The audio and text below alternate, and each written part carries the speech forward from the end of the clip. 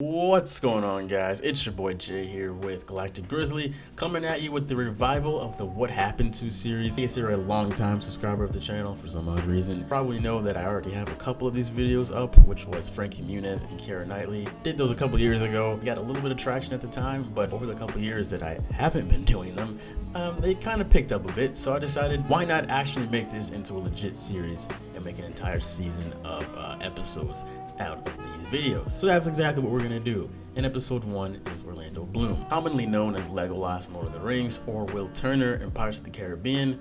Orlando Bloom was flying high in the early 2000s and then just kind of tapered off. So what happened to the very popular Orlando Bloom?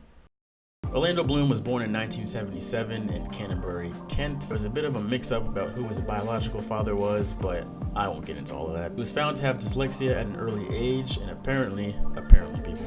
Because of that, his mother recommended that he pursue the arts. By 16, he had moved to London for a fine arts program at Hampstead, which, by the way, is where my favorite Eliza also attended. He ended up getting a scholarship to the British American Drama Academy, and from there worked his way to his first professional role in the show Casualty when he was 19. He was also in the show Midsummer Murders, but made his film debut just a year later when he appeared in Wild as Rent Boy. Around that same time, he also attended Guildhall, which is a world-class school for music and drama. Daniel Craig went there, Lily James, George Martin, Jude Law, and quite a few others. And just 2 days after graduating, Peter Jackson casted him as Legolas for the Lord of the Rings trilogy. Now keep that in mind, immediately coming out of Guildhall, he got right into Hollywood. There was really no time in between. But anyway, Orlando Bloom considers Legolas to be his most defining character ever. The Lord of the Rings is probably what most people recall seeing him in for the first time, and the fact that he was the only character with long, bright, blonde hair also helped him stand out to be one, if not the most iconic character of that trilogy. In the middle of the Lord of the Rings trilogy, he also had a role in Black Hawk Down in 2001, where he played Todd Blackburn.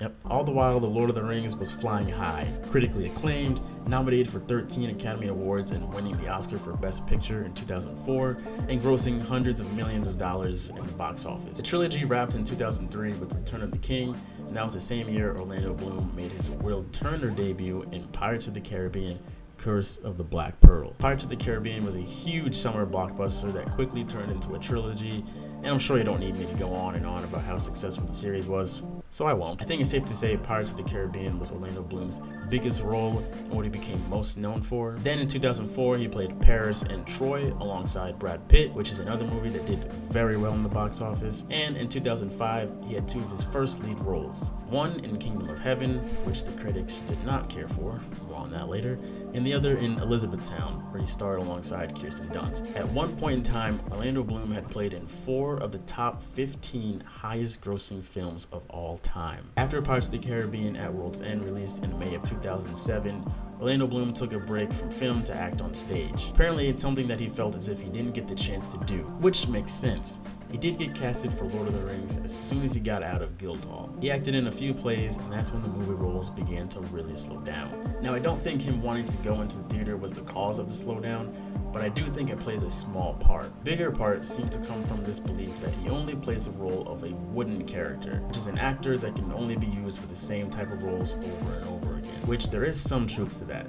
Actually, a lot of truth to that. He does typically play the very good-looking, straight-shooter protagonist who's always focused on the plot of the story and reels everybody back into focus. A few jokes from him throughout the movie, but nothing out of the ordinary. Basically, if you knew that Orlando Bloom was going to be in a movie, you already knew what kind of character he was going to be even before watching a single scene. So as you can imagine, doing that over and over again will only get you but so far. But there are an array of different actors that fall into that same exact category, and you see them consistently on screen. So why not Orlando Bloom? Hear me out here. I can't see him in a lead role, like an actual lead role. In almost all of his other movies, he's not the only protagonist. He's usually part of a group or has a partner in crime. Repeatedly seeing him as that guy makes the thought of him being an actual lead role almost impossible. While putting this video together, I was thinking to myself, could I see Orlando Bloom as an X-Men? Yes, absolutely.